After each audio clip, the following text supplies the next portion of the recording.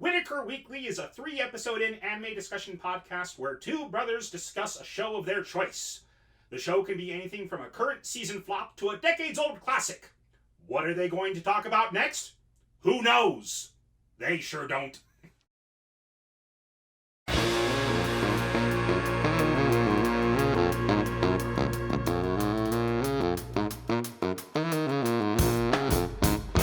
I'm Andrew.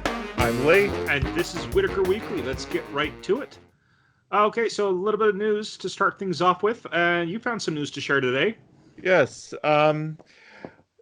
Misaka from the light novel series, A Certain Scientific Railgun, the Railgun Index series, for the last nearly 10 years has been the #1 girl, according to a amazing light novel.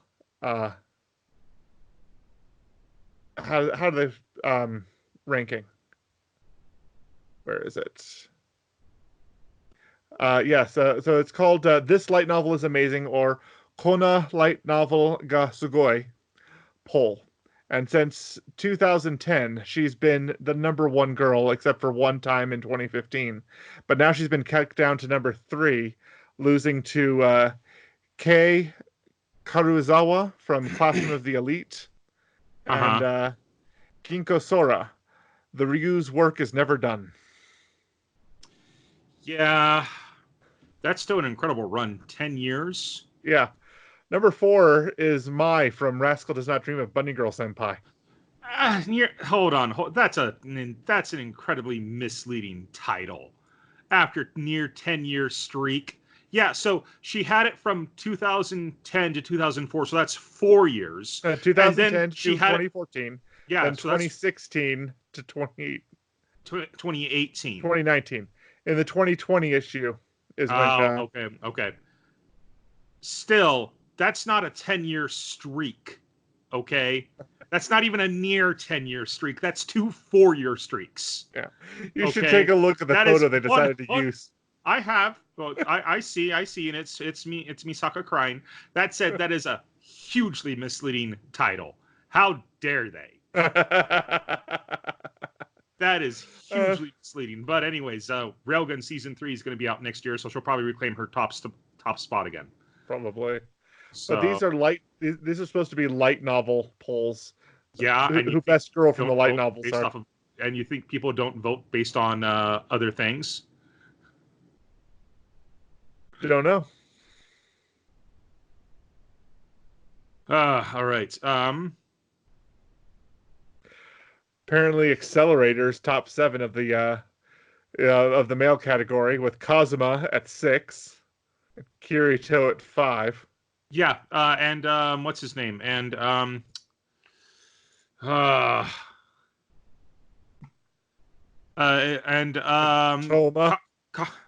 Toma. Yeah, Kajima. Kajimo. Toma, the lead. Yeah. He's #3 for best boy. Yeah. So, yeah, that's a hugely misleading title. That's terrible. That's terrible. Anyways, a little bit of news that I wanted to go ahead and share is Trials of Mana. They have been releasing character trailers to kind of introduce you with the characters and their backstory and their reason for going forward. I don't know if they're in English. Oh, maybe they are. Okay, so it looks like they do have English versions. Okay.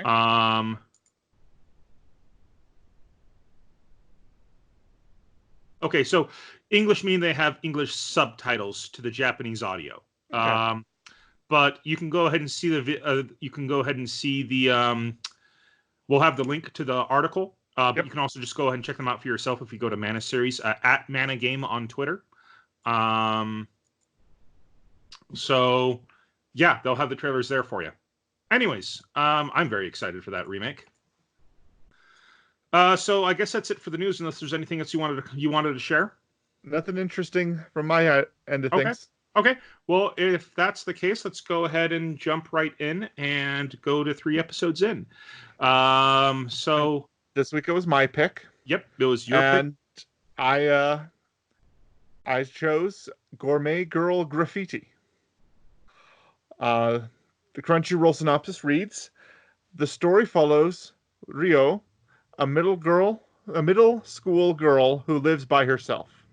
She has a knack for cooking, and she makes friendships with everyone through her food. The cooking manga is, quote, full of detailed cuisine art to whet the appetite, end quote. The koufuku in the title is a wordplay on two Japanese homonyms, which means happiness and the other that means appetite. Mm-hmm. Okay. Now this anime is currently streaming on Crunchyroll, VR Vive, and High Dive, and we'll provide the links to that in the description below. Okay. All right. Let's go ahead and start talking about the episodes, I guess. All right. So this is one of those anime that actually does start with an OP on the very first episode. Yeah. And it was very interesting to watch it because the theme of the opening credits is Alice's descent into a wonderland of food. And so we have our two main characters, Rio, who's wearing a kind of a bunny ear hoodie, not hoodie, band over her head. Hairband. Mm-hmm. So she's looking like the White Rabbit.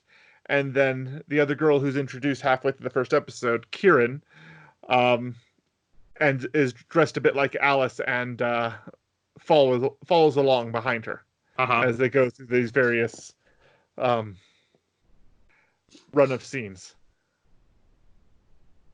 Now, something I found interesting about the ending credits is it wasn't the same for all three episodes. They had something special, something different every episode. Well, I think, and I've kind of seen this trend in anime recently, where the first couple episodes have their own, will have a different ending than the rest of them. I kind of feel that maybe that's what they do if the ending isn't ready by the time that the show airs.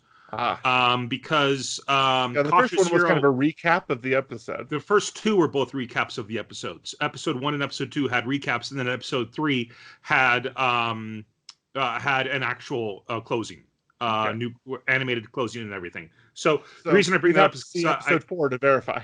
Well, yeah, we'll have to watch episode 4 to verify. But the reason I bring that up is because I also noticed that in an anime that's been airing this season called Cautious Hero. That I've been watching. And the first two credits were very, very much their own thing. Whereas, and I'm caught up now, so I just watched episode 8. Episodes 3 through 8 have had the exact same ending. Okay. So, which is the goddess character dancing, a CG version of the goddess character dancing. Not as good as the Chica dance. I don't think anything will ever be as good as the Chica dance, but it's still a pretty cute ending. Anyway, okay. So yeah.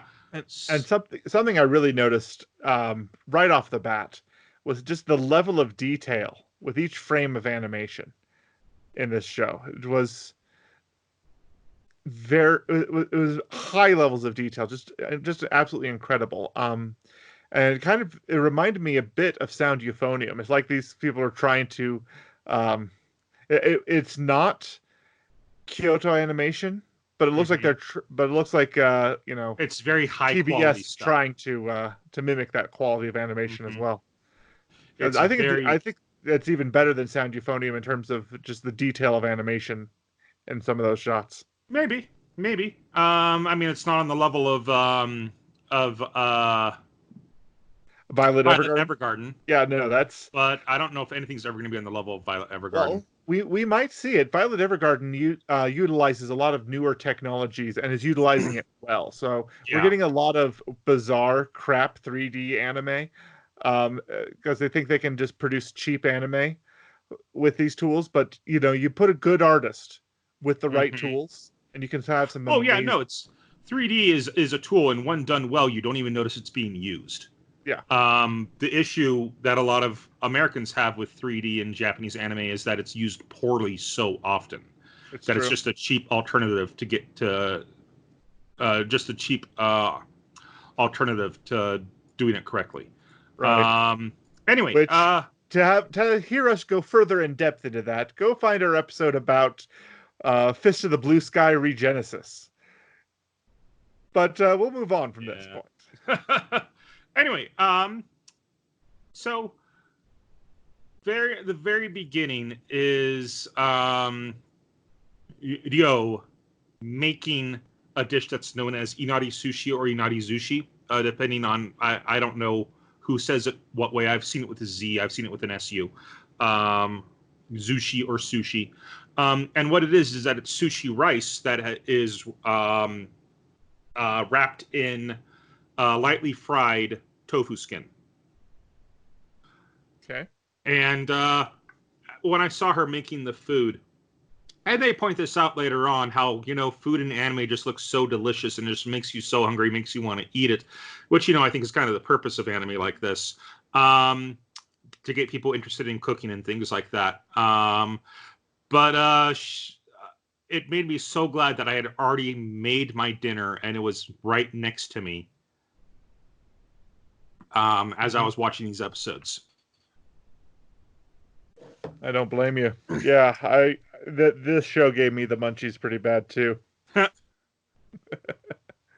I was so at my local grocery store, and you've experienced this, but I don't know who else knows about these, but they have these cans of popcorn. They're about 5-gallon drums that have compartments with buttered cheese or caramel popcorn. And I happen to have one of those nearby me as this show is starting. I'm like, this is bad for me. This is really bad for me. So, yeah, I just take out the dividers, shake one of those cans up, and then put scoop a bowl into it to limit my intake. To limit your intake. Here's another limit for your intake. Don't buy it. We were running low on trash cans, though. So buy a trash can. All right. Anyway, so we then costs see the exact same amount as a trash can, and is we then see Ryo making food. Yes. Okay, so she's making food, and she's talking about you do this, you make this, you blanch this with this, and it looks like she's making a delicious meal. Yeah. And then she sits down to eat it, and she hates it. She's like, "This is disgusting. I'm making it the same way I used to make it when Grandma taught me how to make it. Why is it so gross now?" And then she flashbacks to her learning from her grandma when she was a little girl. And her grandma just says, "Ryo, just make sure you learn how to cook properly. Otherwise, you're going to be a bad wife." No, or no, you'll learn how to cook well. That way you can be a good. That way you can be a good wife. And then it cuts back to Ryo, and Ryo says, "Oh no, at this rate, I'll become a bad wife." And it's a mental image of Ryo as an older woman in her early 20s or so, because she's in 8th grade.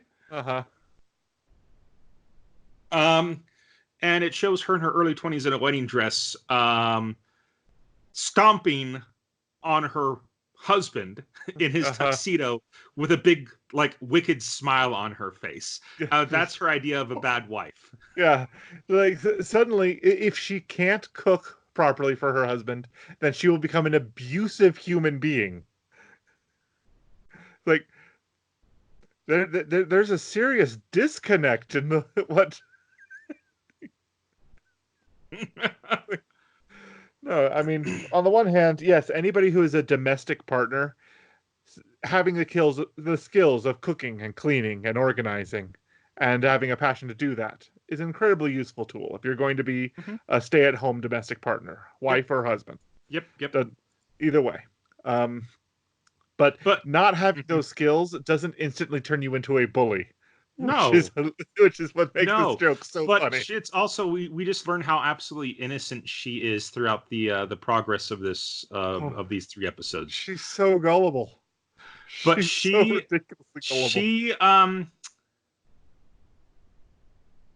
Now it says that they say that she's in 8th grade. Well, they say a second. And it kind of threw me off at first. Actually, I had to stop and re-listen to it because the subtitles say she's in 8th grade. Right. Random hair just landed on my tongue. That's what happens when you have cats. What? What's that like? Hello, Smokey. I got my little kitty on the back of my chair as we record this. We usually shut the cats out, but today, if you want to see her, go ahead and watch this podcast on YouTube. Just look for Whittaker Weekly on YouTube. That's the little gray kitty cat. But anyways, so I had to rewatch the first part a little bit just because it threw me off because the subtitles say she's in 8th grade, but in Japanese they say Junisai, which means 12. And I rewatched that over and over and over again, and I couldn't hear anything else other than them saying you're 12. And so I'm like, does that mean she's in 7th grade? But then later on, we learned that she's starting her final year of middle school. Because the series starts near Christmas. Yeah. And by episode 2 or so, it's already spring, and they are she and Kidding are attending a prep school to try to get into an art school, and apparently they're both in the same grade. Yeah. And it's their last year of middle school, so I'm just like, okay, that just weird. They say she's 12, but then she's in 8th grade, and now she's in 9th grade. Yeah. Anyway, just something that threw me off. There's a lot of time jumps in the first, second, and third episode. So, like, first episode is late autumn. Second episode is Christmas. Third episode is the Cherry Blossom Festival. Is the second episode Christmas? I thought the first episode was Christmas. It goes around a lot. I don't remember the first episode being Christmas. I thought it was the second one. No. The second episode is the cherry blossoms. The third one is the mock exam. Okay. Yeah. So episode 1, she then gets a phone call from her aunt, and her aunt lets her know that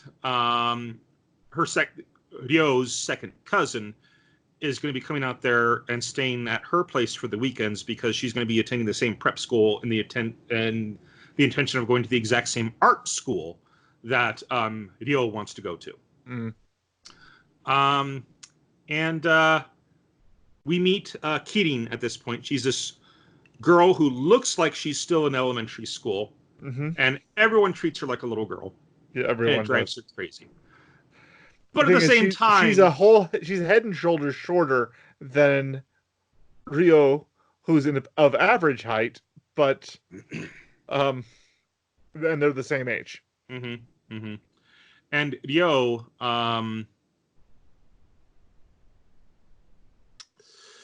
Ryo eats so they walk back from the train station, and I have to point out that I really want. It's cold. It's winter. Yeah, it's cold. That's winter. It's winter now.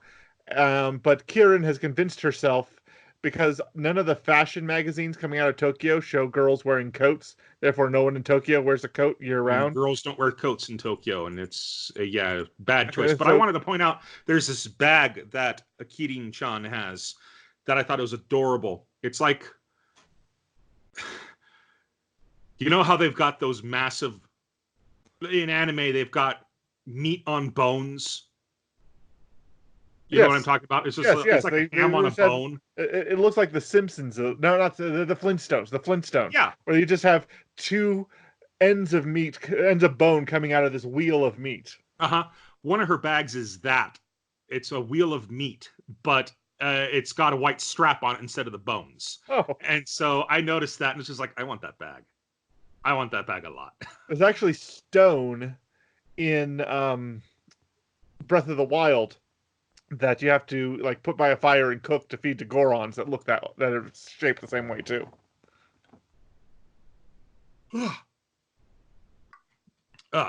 Anyway,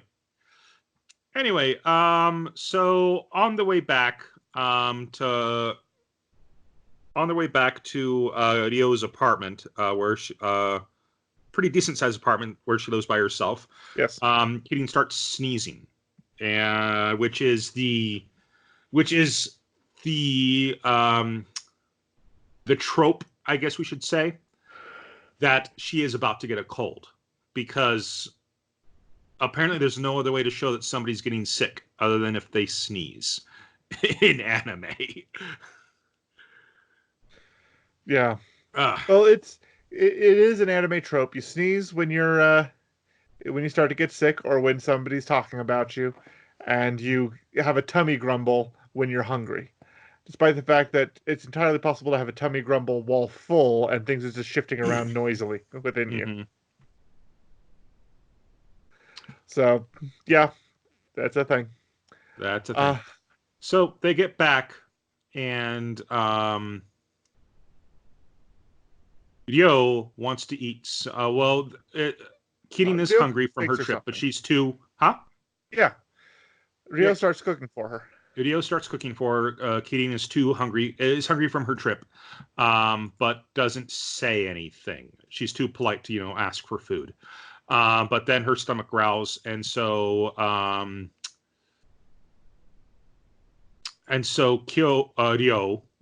offers to make her some food. They have some food, and it is she is completely convinced that Kirin is going to hate it, but at least it's some food. Kirin eats it and says it's the most delicious food she's ever had. And well, we flash a little bit of Kirin's backstory and find out that her mother doesn't vary their dinners. She apparently just makes fried veggies, pan-fried veggies every night. Like, can't we have meat sometimes? She points out 3 shriveled up bits of beef in the middle of this huge salad. It's like, there's your meat. There's no problem here, right? So we've talked about this, I believe, in another episode, but the Japanese, American children hate broccoli. For the Japanese, it's green peppers. And a lot of that dish was green peppers. Oh. A lot of that saute that she made was green peppers with a little bit of meat. Yeah, so just kind of... They actually did this for the Japanese and for other cultural releases of Inside Out. The scene where she's trying to eat broccoli, being fed broccoli, is replaced by green peppers. And so is the pizza that is covered in broccoli from San Francisco. Like, congratulations, San Francisco, you ruined broccoli. You ruined pizza. Anyway, they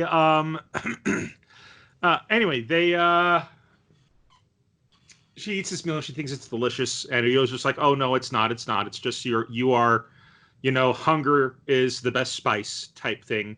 They go to bed. They then get up the next day. Kirin is obviously getting sicker. Like she keeps sneezing. She now has a temperature, but she refuses to miss her first day of class for this prep school that she's going to. And they excuse me. So they go to prep school. We see another girl who is going to be one of the 3 main girls watching Ryo from a classroom window, like they have in Japan. Meaning a window looking out into a hallway as opposed to a window in a wall. Yeah. And they go their separate ways, and then they meet up after class. Kirin is very late. Kirin then shows up with a bunch of textbooks in her arms, wobbling, about to pass out. And she's just gotten all the worse. And then Ryo is just like, Ryo then remembers something that her grandma made for her whenever she was sick. And it would help her get better faster. The udon noodles. And she offers to make her udon. And she... by the way, do you hear that? No. Okay, good. Got a new furnace. And it seems to go off more often than the last one. So I don't know if it's a good thing. Oh, probably, but I don't know if that means it's more sensitive than the last one was. I mean, it probably is more sensitive since the last one was built in the 50s. And anyways, my furnace went out last week, and they replaced it just on Tuesday. So I had an Thank entire goodness. weekend where I was huddled under blankets and Yes. having space heaters blowing at me, but not more than one space heater at a time, because if I have two space heaters going, I have a blackout in my apartment. Trips the breaker. Whee! Yep. That's what I get for having an older house, but whatever. Anyways, she offers to make her after she takes care of Hideo, and Hideo's like laying down on her bed, and she sleeps for a while. Mhm. She actually ends up spending the night again. But before that, because they don't want her to travel while she's sick. Yeah. But she then makes Hideo then makes Kirin some udon. Mhm. And she makes her udon with she asks her what type of udon she wants.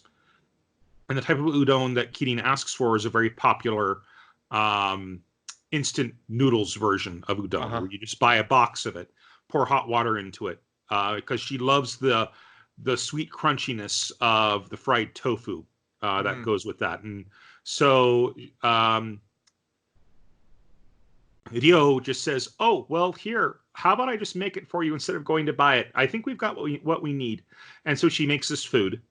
Kirin eats it, says, "Oh, it's so delicious. You're gonna put the box noodle business or instant noodle business out of business, or you're gonna bankrupt them," something like that. And this whole time, Rio is just convinced that, she used to have the gift, but after her grandma died, she just can't do the cooking quite right. But here, Kirin is complimenting her cooking left and right, and it's the best meal she's ever had. She can't even believe it. We should probably talk about the faces the girls make when they eat. Yes, it's the subtitle says sexy, but I'm pretty sure the word they used was moe. No, it's not. Wasn't it? The word is ecchi. Was it? Yeah. The word is ecchi. Okay. Yeah. Yeah, the expressions that these girls make as they're eating, they take a long time and a lot of delicate frame by frame animations of their mouths opening and closing on the food, the chewing, the swallowing. It's they're looking up and off to the side. It's like a precursor to what Food Wars ended up being, but it doesn't go nearly as far as Food Wars does. So this is a lot. I actually read a manga a little bit back, and there's a chapter where three girls are in love with the same guy, and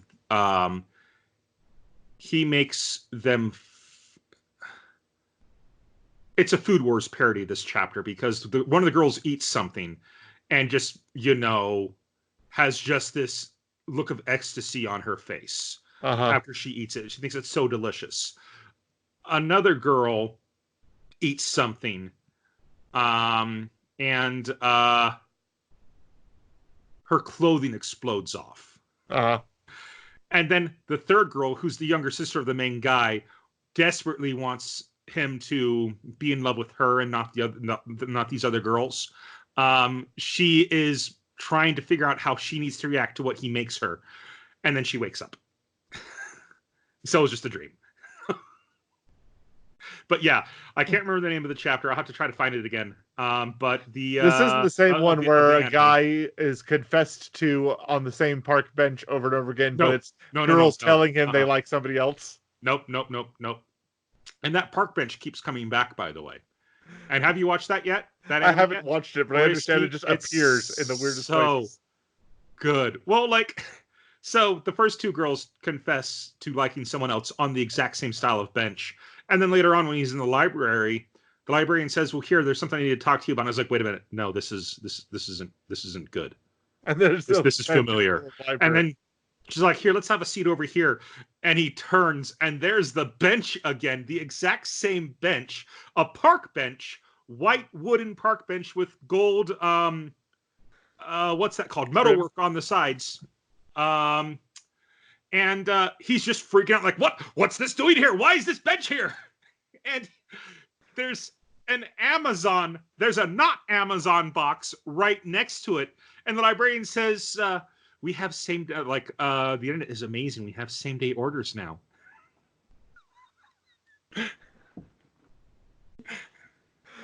I want. Is it the same anime? I saw a picture and it read like this girl was confessing how much she liked the guy, and the guy just goes, "Why couldn't she have been introduced in the first episode?" I think that might be it, because they're very, very self-aware that they're in an anime. Yeah. Anyways, it's a great show. It's so much fun. Anyways, okay. Yeah, that was a picture on Facebook that I saw.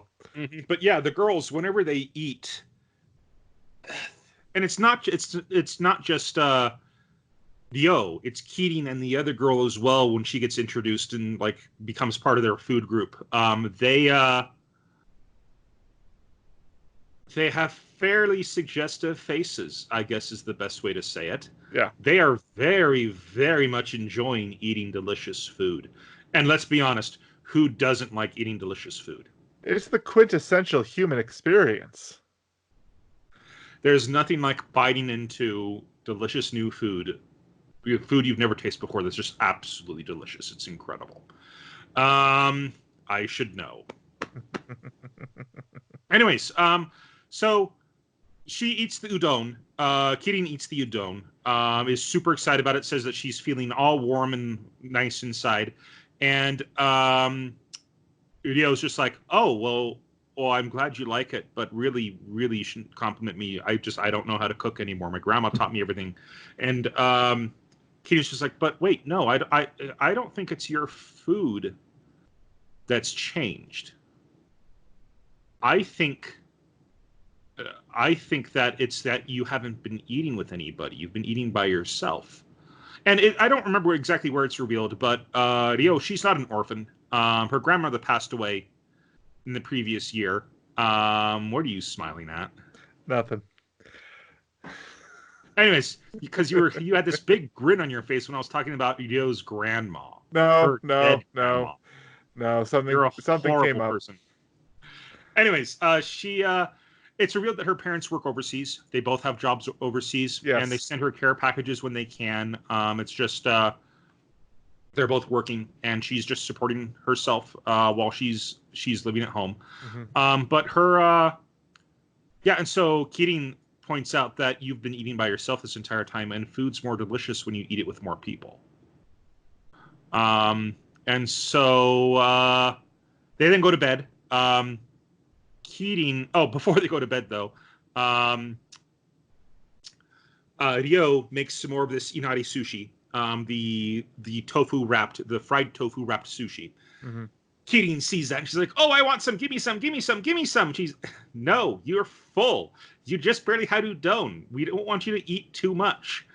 You're going to give yourself a tummy ache. You can have it when you're feeling better." And then it cuts. She has a flashback of her grandmother telling her the exact same thing as Ryo is grabbing her grandma's skirt, asking for some inari sushi. Yep. That is a very patient cat to be resting on top of that. This cat loves warmth. Mm-hmm. And I have an incredibly naturally high body heat, so anything I sit on, she's waiting to get this chair. She will spend the rest of the day in this chair after I get up out of it. Yeah.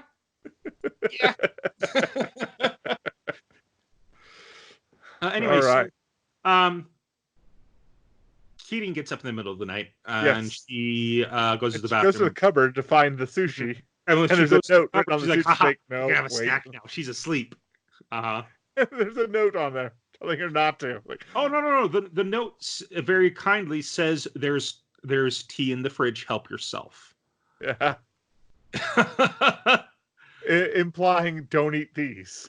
No. It's implying that she knew she was going to go for these.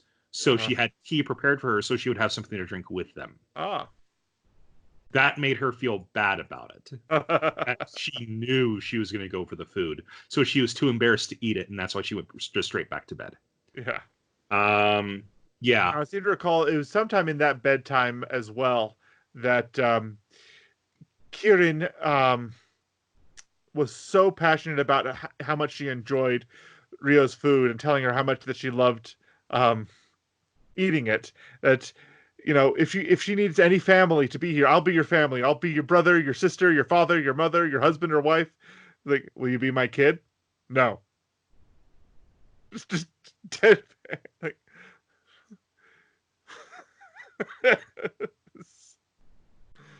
no. I think that's that might be episode 2. I don't remember.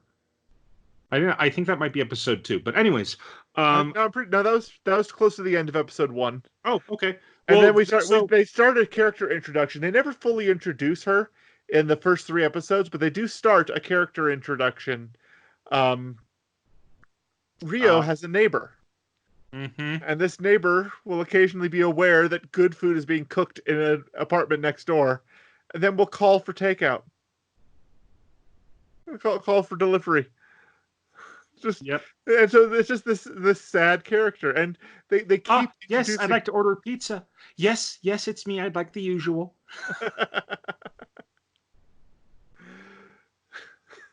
Poor girl. When you're on a first name basis with the delivery service, you order too much delivery, way too much.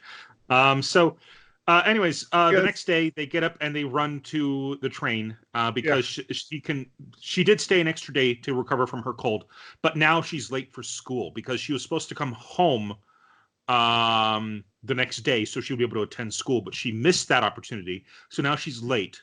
And so if they make it to this train, she'll be able to get back to school and be able to make it to school in time for lunch. Dio gives her a parting gift, and Keating gets on the train, makes the train, sits down, opens up the gift, and sees that it's a box of the Inari sushi. She's given a bento of the sushi. I was remembering a different scene with a different box as you were describing that, because the care package that she receives from her parents, that Rio receives from her parents, she's not expecting quite how heavy it ends up being. All of a sudden. And but that happens in episode 3. Yeah, that's episode 3. But anyways, episode 2 starts, and it is already the Cherry Festival. It's cherry viewing. Cherry Blossom Festival. Cherry blossoms. It's already April or March. It's March. Cherry blossoms start blooming in March. And she and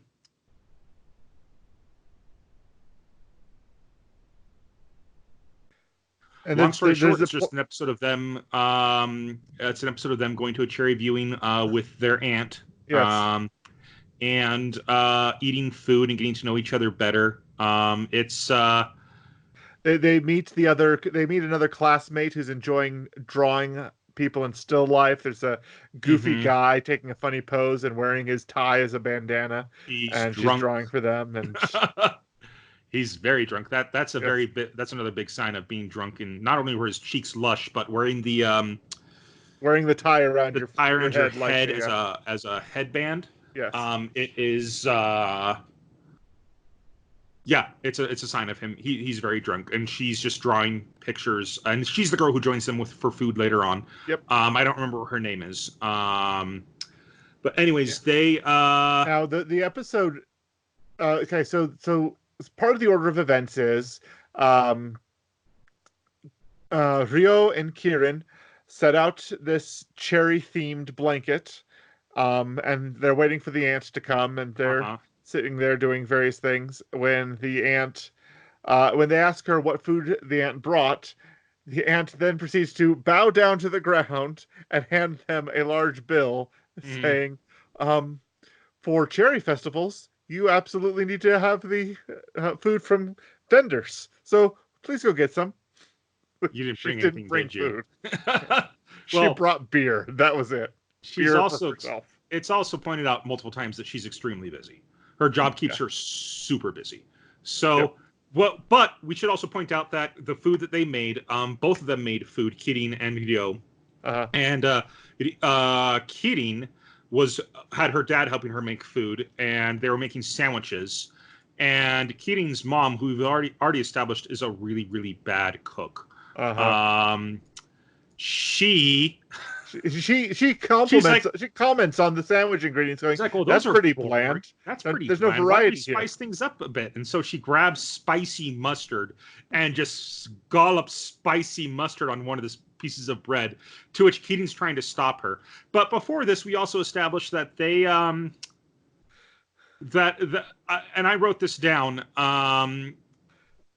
She's eating some food, and Keating's eating food, and she's just complimenting Hideo on her cooking and how incredible it is. And she's like, and Hideo's just being shy and saying, "Oh, no, I'm sure you have great food at your home too. You don't really need to compliment me like this."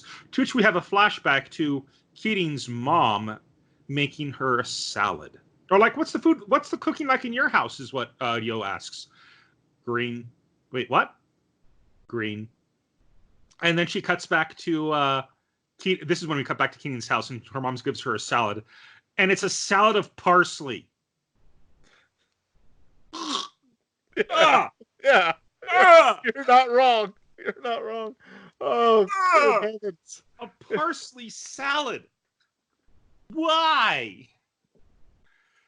Who? They're just establishing that mom is just really, really bad, but the dad doesn't care. The dad just like every time the mom makes something, the dad's like, delicious as always, mom. He's parsley salad. Anyways, that's the kind of food. You can understand why Keating loves coming to Hideo's place so much now. You just see it so clearly. This is why Keating loves, and we should also say that Keating and her parents had a fight. Parents meaning her mom, because Keating kind of dropped it on her, saying that she wanted to attend this school. The mom was very, very much against it. But they work things out. Anyways, so they then go to the food stands and start buying the food. Keating has never, and Keating's super excited about everything. She's never seen cotton candy before. She's never had this food. She's never had that food. And Hideo's just like, "Oh, come on. She's never seen a chocolate-covered banana before." Yeah. Like, this is just festival food. You've had this at home, haven't you? Or like, what type of festivals do you have at home? And Keating's just like, well, whenever we have a festival, we just get together and everyone just makes food together, which honestly sounds like a lot of fun. It sounds like a whole lot of fun, just a community of people getting together and just making food together and things like that. As opposed to what happens in Tokyo, which is a whole bunch of vendors who are professionals at the craft that they make, come and make a bazaar of... that's not a bad thing, No, it's not. It's not it's just not. It's Tokyo. a different experience. It's just a different experience. Absolutely right. Anyways, they so that's when they run into their friend, and the friend is sketching people instead of cherry blossoms. And then they go back to the and while this is happening, the aunt is getting more and more bored at their absence. Now, the first time, and I remember this was kind of a running gag. It happened twice, where Kirin brought a bento of sandwiches, but instead of stacking them up so you saw the ingredients and it was decorative, they just opened it up and they just say the word white, and it's just the sandwiches are laid flat, so you can't even see what kind of sandwiches they are. You just see this, because bentos traditionally should be colorful. They're a display of the food you're going to be eating. And so in anime anyway, they're always, something decorative, something colorful, something to pop. That's also just the style in Japan. I've seen actual photographs of bentos that are bits of meat and such cut, or bits of seaweed and meat cut in such a way so it's Hello Kitty's face over a bed of rice. So just have a plain white one, just kind of, what? And then we find out that it's the sandwiches. And then the aunt opens up the box decides to sneak some of the food, opens up the box, and says the exact same thing. Huh. White. Yeah, it's all white. But the sandwiches are just cut so perfectly that all you have to do, you just tap the box on the side and reveal that they're 4 separate sandwiches. It's just that they're cut that perfectly. Yes, they and were they're cut aligned to so fit. nicely. Yes. But anyways, yeah, so she opens up the box that we're already aware like somebody put too much mustard on one of those. On one of them, and it's spicy mustard. Yes. Which is good. I love spicy mustard, but spicy mustard in moderation, please. But earlier on, Keating apologizes, saying that one of the sandwiches is a Russian roulette sandwich. I'm sorry, I don't know which one it is. My mom put it in when I wasn't looking. So she doesn't know which one it is. And so there's apparently there's a picture I've seen, and apparently it's a quote from the Rugrats TV show where the grandpa comes back saying, "I just came back from playing Russian roulette with the boys," and the mom goes, "Did you win? You really don't know what Russian roulette is, do you?" You really don't know what Russian roulette is. Yeah, the aunt is just hating it. It's terrible. But anyways, they eat, they have fun. The aunt then leaves because she has to go back to work. Wait, yes, but you just had a ton of beer. Aren't you drunk? Oh, this is just a pick-me-up for me. I'll be fine. But during the time that they're eating, though, the aunt puts on this great big display of going, "This is wonderful. Look at all this amazing food." And then in print on the side of one of the cobs of corn, the grilled cobs of corn, it reads, "She didn't make any of this." Yeah. I actually had to, it was so fast, I actually had to pause it, rewind and pause it to see what the subtitle read for that, because it just happened so fast. Mm-hmm. It was just so fun. And then they just have this amazing time eating all of this, these kinds of foods. They have the eel on a stick, they have octopus balls, and the corn on the cob, and every last one of them is just amazed at how good it tastes.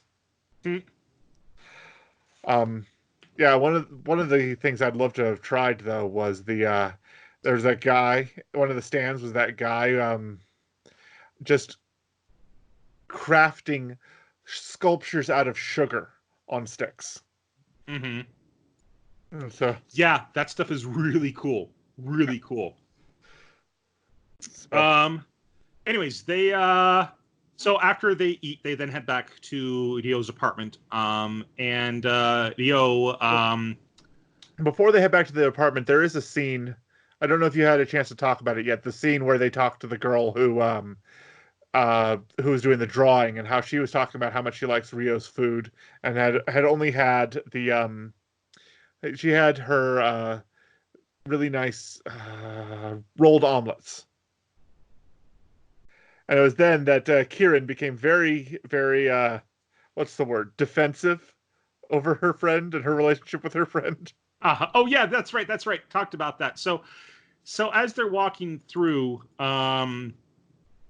that's right. As they're walking through the stalls, the friend, Keating and Ryo see sides of each other that they hadn't seen before, and Keating gets kind of upset about that. Because she declared herself Ryo's family, Yes. and so she wants to have that relationship with her. But then this friend's like, oh yeah, like, I've had Ryo's rolled omelets, tamagoyaki, and they're incredibly delicious, and I'm the only one in the classroom that has ever eaten them. And Ryo's just like, well, that's because you only bring an onigiri, and I'm worried about you. To which Keating then starts bragging about all the food of Ryo's that she's eaten. And that's all the food that she ate in the previous episode. So it is. And she's just so passionate about every little thing. It was fantastic. So intense. Now the episode ends with us finding. Well, the episode ends with a bit of a reprieve, saying, we got to go see the blossoms at the park near the vendors, but when I was a little girl, my grandma would just take me out here to this bench, to this cherry tree, to see the blossoms. And so we're just going to do a second cherry festival here in the middle of the night, cherry blossom festival. And they bring out a sketchbook to draw the cherry tree, because they both want to be artists. So that's a major story point. But Ryo leaves Kirin to sketch on her own for a little while, and she said she'd be right back. Because during that time, she's actually now cooking those rolled omelets that she wanted so much. But during this time, while Ryo's cooking and Kirin's drawing, the neighbor keeps peeking out the window. The lonely neighbor who keeps ordering takeout. Yes, the lonely neighbor who keeps ordering takeout. He's peeking out the window and hiding behind the curtain every time Kirin just looks out. What? Oh, okay. Huh? I had to write that down because that was just delightful. It is. It's cute. It's cute. It makes you feel bad for the neighbor. But it's still really cute. Then Ryo comes back with the rolled omelets, and one of them is filled with cheese, and that was her version of Russian roulette. Whoever got the rolled omelet with cheese inside. So it was, and she says, "You're the winner. You won." To which Keating's just like, "You really don't know what Russian roulette is." Which like that. Reminds me of an episode of Rugrats. Yeah. Where the grandpa comes back. It's like, "Oh yeah, I'm back. We're just playing some Russian roulette with my friends." To which the mom says, "Oh, did you win? You don't know what Russian roulette is, do you?" Yes. And gosh, that reminds me of another video. And these were some Japanese people. They took a Nerf gun, just the regular revolver. And I have it. I can't remember. I think it's the Nerf Maverick, something like that. The Nerf Magnum. I don't remember. But anyways, they took this 6-shooter, and on one of the darts, they glued a thumbtack. And then they spun it, cocked it, and took turns shooting their own temples with this Nerf gun. And I was just like, got poked? What are you doing? I couldn't finish the video because I knew it was coming. I was like, no, I'm not finishing this video. It's awful. Just yesterday, on the Utah Gamers Facebook page, somebody shared a video that was about a dozen guys in a Call of Duty server or something like that, standing in a circle in a multiplayer game, standing in a circle, each of them having a shotgun, each of them pointing at each other, and they took turns, one of them coming into the middle of the circle, spinning around and randomly firing, and then going back. And they all took turns doing that. And then as more and more people died, the circle got smaller and smaller.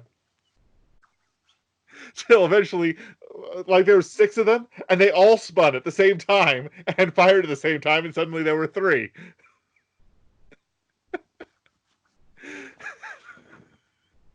But they did is they set the Y sensitivity, the X sensitivity, the horizontal sensitivity of the controller all the way up to 10, the most sensitive, so they'd spin the fastest.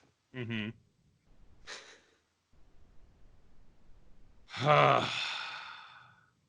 Anyway. Russian roulette. Yeah. There was actually a game show called that for a while. And it was a trivia show of some kind. And if you got a question wrong, you were on a trap door, on a series of 6 trap doors, like a revolver barrel. And if you got a question wrong, some lights would spin. And if your light was on your trap door, you fell down and you were out of the game.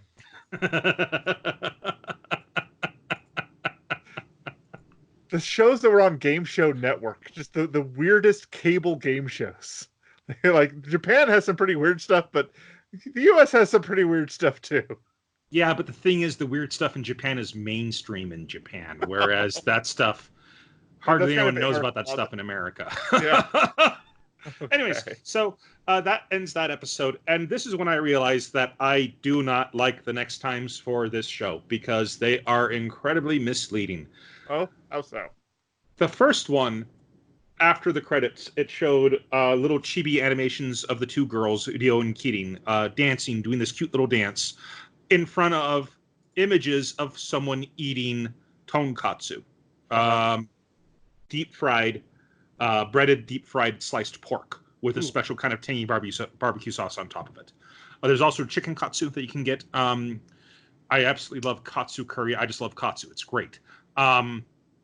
I mean, come on, it's fried food. Who doesn't like fried food? Southern comfort.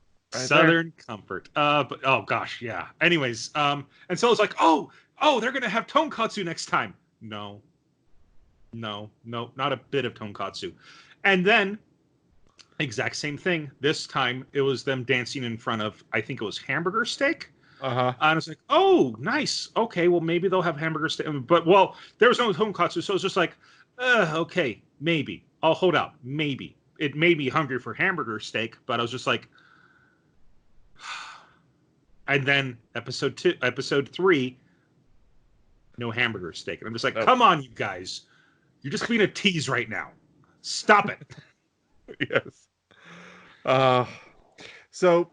The next episode starts with the girls at their prep school taking a practice exam, and their practice exam is a still life, and the still life is all of these ingredients, and Ryo is so hungry for what the ingredients could be used to make that she doesn't draw the still life. She draws what she could make with the ingredients. And like, so the episode starts off with her just being, okay, it's April. It's I'm starting my third and final year of middle school. It's my testing season. I need to take this seriously. I'm going to do my best and show my parents that I'm capable, and I'm going to go and go to the school that I want to go to. And then they bring out the still life stuff, and it's 2 bags of rice, kind of the in like the bushels of rice that they will put on oxen and stuff to transport them. Some bamboo shoots, and there was something else. I can't remember what the other thing was. And she saw that, and her stomach immediately just grumbled. She starts clapping her own cheeks to focus. Try to focus, and it's like she's making so much noise doing it. It's like, we need quiet during the exam. Yep. Well, and then Kirin is excited to see Ryo, and she runs to Ryo, and she's like, "Hey, Ryo, how did your test go? I'm sure you did great. You're such a great artist." I got 9th out of the whole class. Wait, what? Kirin says she got 9th out of the whole class. Oh, she was. And then Ryo begins to say, I was almost 9th or something like that. So she was super close to getting in the. She was almost in the top 9 or something. Yeah, almost in the top 9, which means she's like 10. Yeah. Which means she's great. She's really good. But they Ryo just says third. You're third in your class? That's incredible. From the bottom. What? And then she turns around and shows her the picture, and he's just like, I couldn't get it out of my head. I couldn't, as hard as I tried, and her cheeks are raw, like her cheeks are puffed. What happened to your face? Focusing. Gender equality. No, that's just... That gift that I sent you? Yeah. That's from Cautious Hero. Yeah, I could tell. I could tell the Cautious Hero. Yep. True gender equality. And I just thought that, wow, yeah, another gender equality joke from Kazuma. Yes. But anyways, he and then there's that line from Don Quixote where it says, it doesn't matter whether the rock hits the pitcher or the pitcher hits the rock, it's not going to go well for the pitcher. Yeah. But anyways, they So she's walking down and she's super depressed. They go home to make those ingredients. Well, no. She's depressed, and so Kirin's just like, Kirin decides she has to do something about it. So Kirin grabs the hand of a teacher, and then grabs the hand of a and then grabs her friend, Ryo's hand. Friend's hand, and to which Ryo takes a look at the friend and just says. It takes a look at the 3 of them, and it's like, wait, alien abduction? and then it shows a picture of 2 adult, two men in black type guys grabbing an alien walking down with an alien between them. It's like, what are you going to do with all those ingredients? Well, we're just going to throw them out. We're done with them. Can we have them? Okay. So they're going to take home the still life ingredients, and then they get to make food with them. Yeah. Well, also, they don't get to take home the rice, because the rice that they were going to. Because at the beginning of this episode, it's when Ryo. We mentioned this earlier, but we didn't say it again. This is when Ryo gets a package from her parents, and it's rice. Good. Mm-hmm. Yeah, it's just her parents spent money shipping Japanese rice from America back to Japan. Mm-hmm. And it was a box containing 2 25-pound bags. It may have just been one, but anyways, I swear there was 2 bags in the box. There could have been 2. There could have been 2. I didn't really pay attention. I swear that the bags were stacked on top of each other. She picks one up, and then later on we see another bag, and there's more wall around the sides of the box. Okay, you're probably right. But anyways, they so she has her own rice from that, and so they come back and they start making this dish. And her friend comes with them, the one who draws. Did you catch her name? No, I haven't. Let's see. The friend who draws, Sheena. Sheena, yep. Mm-hmm. Mm-hmm. Yeah. So the friend who draws, she's got this. She has long, orangish tan hair, and it's kind of wild and spiky in places. So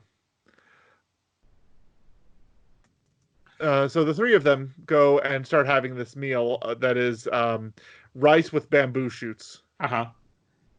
And while she's prepping it, while she's cooking the rice, Kieran tries eating the bamboo shoots raw and keeps hurting her mouth on it. It's like, stop just sticking things in your mouth, Kieran. But I saw it in an anime once, and it looked so delicious. And that's when they start talking about food in anime and how they always make things look so delicious as they're making food in an anime. Well, and then they talk about this really, really cheesy movie that apparently is popular in their universe, called 3,000 Miles for the Perfect Omu Rice. And it's about a salaryman who lost his job, but then at one point he eats some omelet rice, and it's the most amazing omelet rice he's ever had. And so he spends years trying to find that rice again. They also talk about how impossible certain foods in manga are to make in the real world, like a rice ball that looks exactly like a perfect soccer ball because it has perfect pentagon, or black with the meat on it, the right spots, the meat on the bone. Yeah. And then how it looks in real life. Yep. It's never as good. So, but as they're talking, they start eating more of this. They start eating more and more of this. Rice with bamboo shoots. The friend, just pull up her name again real quick. Sheena takes Kieran's bowl as she's asking for more, and then starts putting rice in it, and more, until the mound of rice above the bowl is twice the size of the bowl, and says, "Here, have a manga-style rice bowl."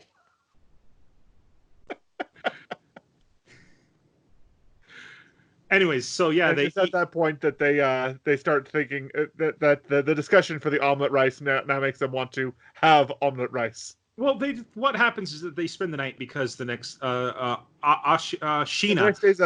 spends the night because the next day is a holiday, so they don't have school. Yeah. So Sheena ends up spending the night, and they on a tablet they watch the movie 3,000 Miles for the perfect omu rice. During which Ryo falls asleep. Ryo wakes up and she realizes, oh, I fell asleep. And like she's got a blanket over her. And it's morning the next day and she's alone. And she starts realizing just how she's used to it, but just kind of how lonely it really is being in this big place by herself. Mm-hmm. And then her friends, and then she thinks, oh, I wonder if they got upset at me because I fell asleep during the movie and they left. And then as soon as she's done thinking that, the door opens up again and the 2 girls run back in, having just purchased ingredients for omelet rice. And we see that these they hadn't slept yet. Hadn't slept. They couldn't sleep because of their desire to eat omelet rice. So And so the next sequence is this montage of different styles of omelet rice that they the whole while Rio keeps talking to the camera about what she's making. So it becomes a cooking show of these different varieties of omelet rice that she can make. Like she makes one where she has grilled bamboo shoots on top of the omelet, and she makes one that's your standard type. And then she says, like in the movie, there was this amazing scene where the omelet was only just perfectly cooked, but the yolk was still nice and runny, and with the perfect slice of a knife, the omelet falls open, and there's just runny yolk over, and it's. Now, let's go ahead and post this link on our site as well, but I'm going to go ahead and send you a video real fast. I'll send it to you on Hangouts. Okay. Anyways, we're talking about omelet rice and the perfect way of making omelet rice where you slice it and it opens up and like the raw, the not really raw, but still tender egg falls out. There is... that they can make omelet rice like that in Japan. It's very, very possible. It's difficult, but it's possible. And I just sent you a video called $89 Eggs in Japan from a series called Worth It. And what they do in this series, and I don't think they made a new episode in a while, unfortunately. It's on the Tasty channel on YouTube, though. What they do is it's they compare three different things. Cheap, medium, expensive, and then but it's always the same thing. Like they had 100 yen sushi where each plate was 100 yen at one place. They had mid-range sushi where it was about $20-$30 to have a lunch, and then they went to a place that was $120 per person for sushi. And they just kind of compare and contrast and say what they I think they did the same thing with burgers, like a $1 burger, a $10 burger, and a $100 burger. Like, are you getting what you're paying for? Exactly. And usually it's worth it. Well, and like here, and they meet quite the character for the omelet rice. And they the guy they meet for the omelet rice, he's just this really, really kind of rock and roll type guy. And he makes some absolutely incredible looking omelet rice. So go ahead and watch this video. I shall. One of his ingredients is actually using beef stock instead of tomato. So, but anyways, so they, where's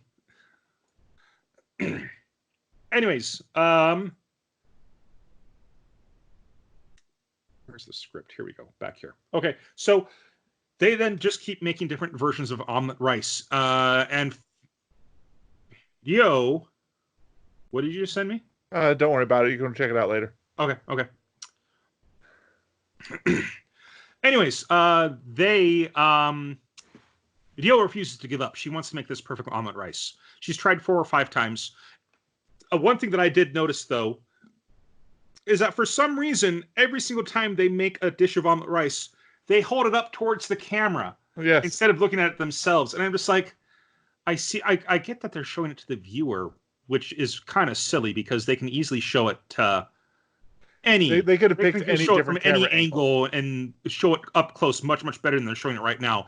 And then I realized that, they're offering the dish up to the gods, showing how great this dish is, saying thank you for this wonderful food. Okay. So, but anyways, so finally, after like the 4th, 5th attempt, she gets it right. And she eats it. And they all taste the same.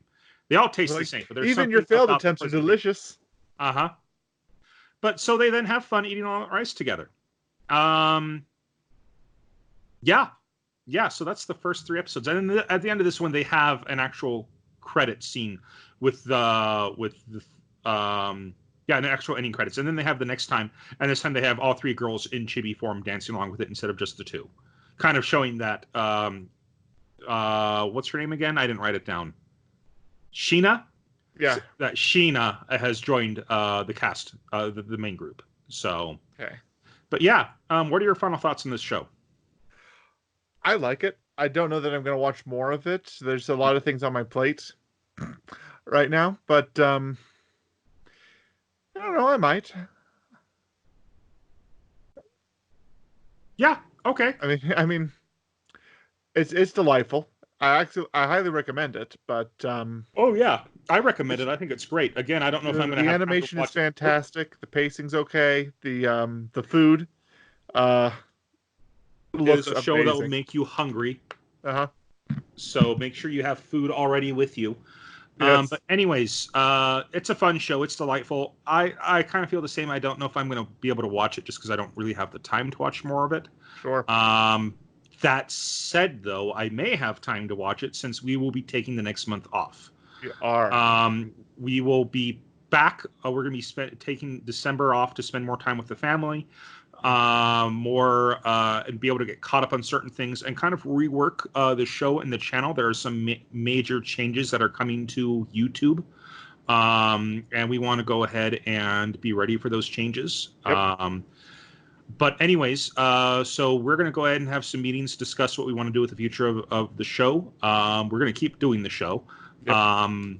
But anyways, we will go ahead and get back with you guys. We'll get back with you guys. And also, just to let you know, I have several videos ready to post.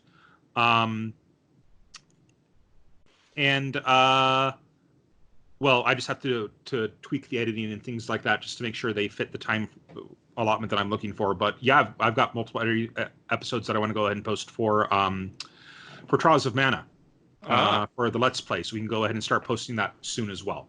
Okay. Anyways, so we will be back in January with some more episodes of our podcast. And we're going to start off with our season 3 recap at the beginning of January. Okay? Sounds good. All right, so it's now time for recommendation of the week, and it is your pick.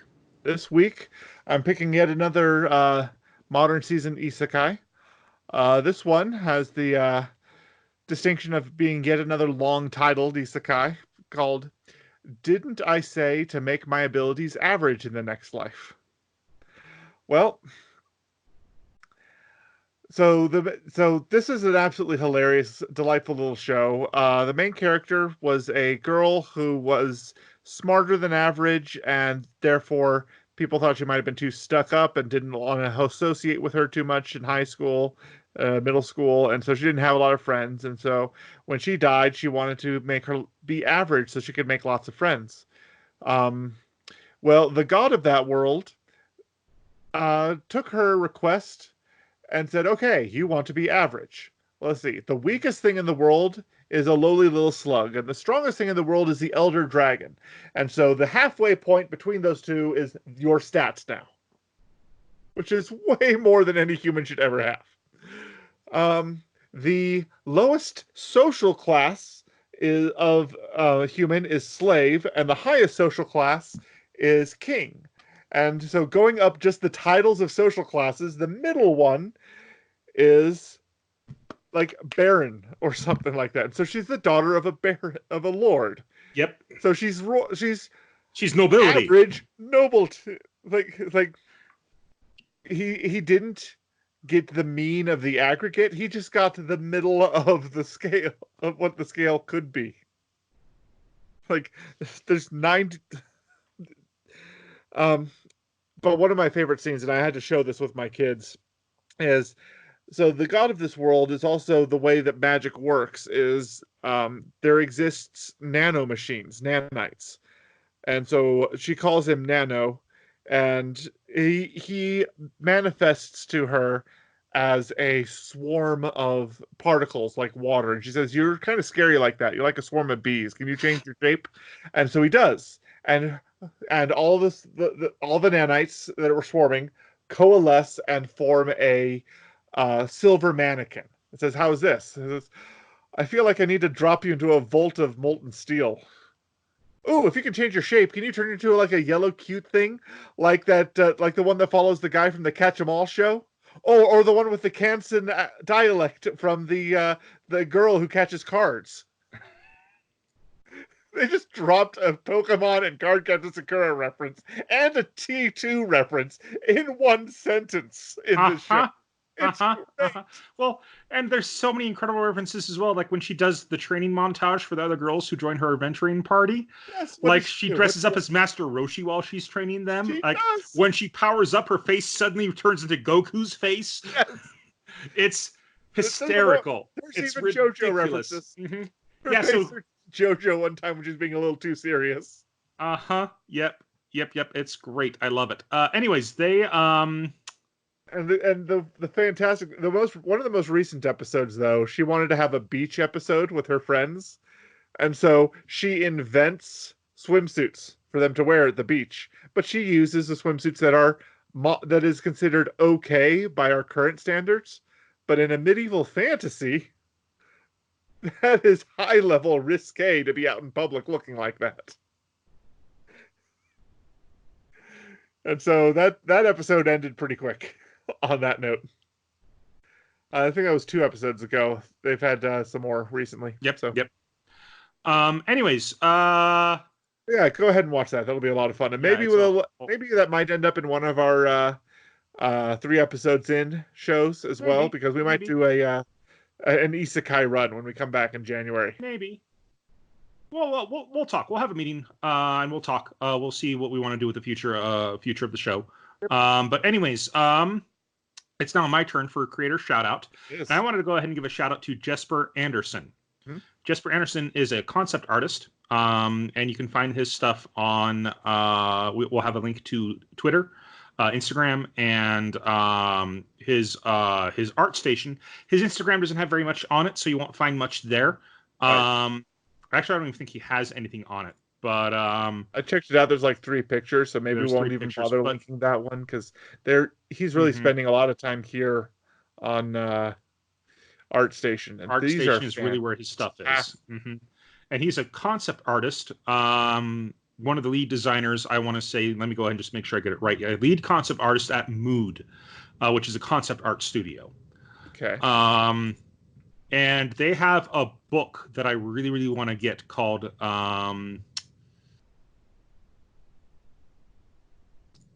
I think it's called, Fall of Gods. And it's art inspired by Norse mythology.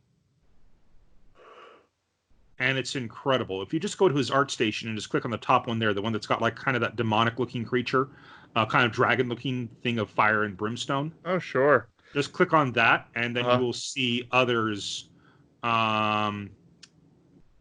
You'll see other pictures from this Norse mythology series that they've made. Nice. So it's incredible. Anyways, I would talk more about his stuff here. But I unfortunately have to get going. I've got to be somewhere in 10 minutes.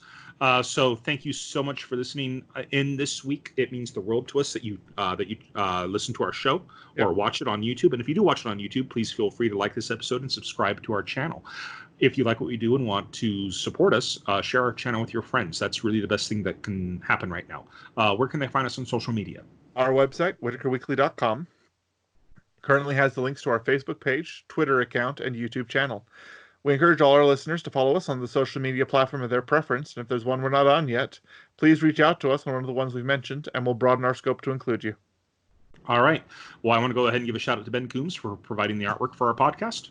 And a special thanks to Brasmataz for their song Dreikolk, which we use for our opening and closer. Okay. Well, again, thank you guys so much for listening in. I've been Andrew. I've been Lee. And this has been Whittaker Weekly. We will see you in the new year.